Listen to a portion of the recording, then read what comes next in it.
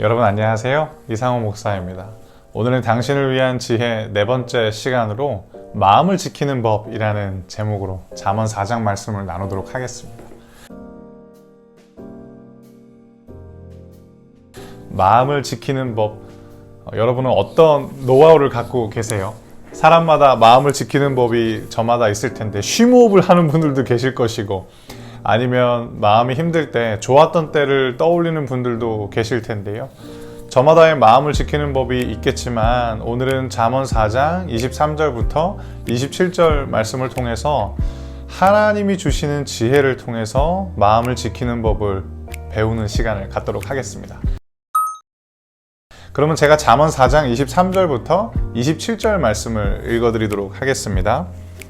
무엇보다 내 마음을 지켜라. 이는 생명의 근원이 마음에서부터 흘러나오기 때문이다. 더러운 말을 피하고 거짓말을 하지 마라. 앞만 바라보고 내 앞에 놓여져 있는 것에 시선을 두어라. 너의 발걸음을 곧게 하고 내 모든 길을 곧게 하여 안전하게 행하라.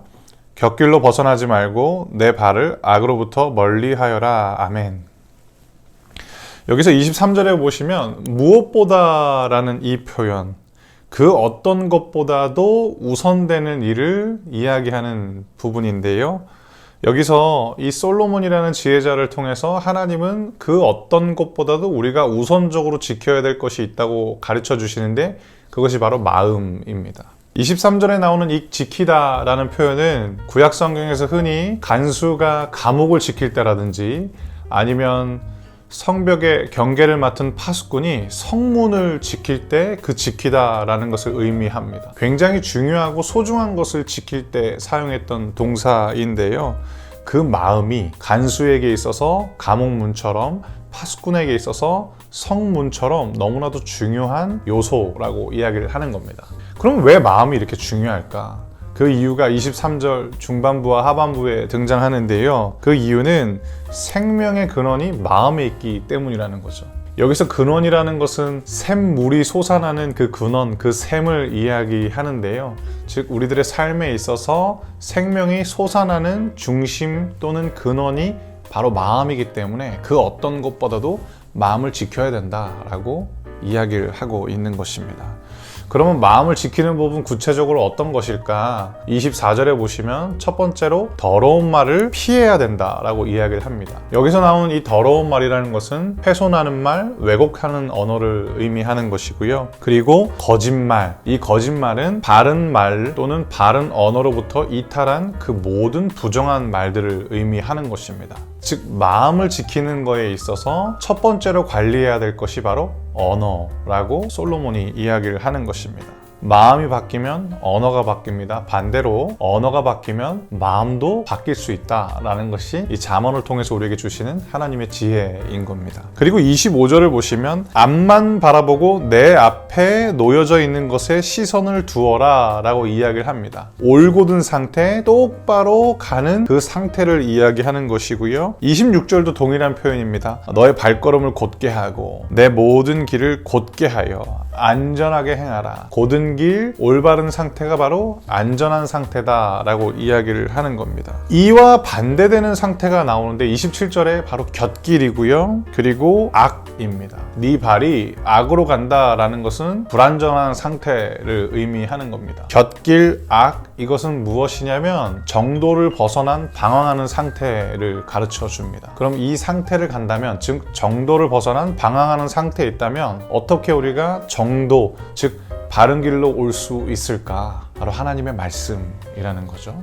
그러면 이 잠언 4장 23절부터 27절을 통해서 여러분과 함께 우리 삶에 적용해 볼 두 가지 메시지를 나누도록 하겠습니다. 첫 번째는 무엇이냐면 하나님의 말씀대로 살겠다는 분명한 목표의식을 설정하자라는 거죠. 잠언의 특징은 무엇이냐면 인생의 풍요로움이라든지 인생의 윤택함을 쫓게 하는 것이 아니라 하나님의 말씀대로 살면 인생의 풍요로움과 윤택함이 자연스럽게 따라온다라고 가르치고 있습니다.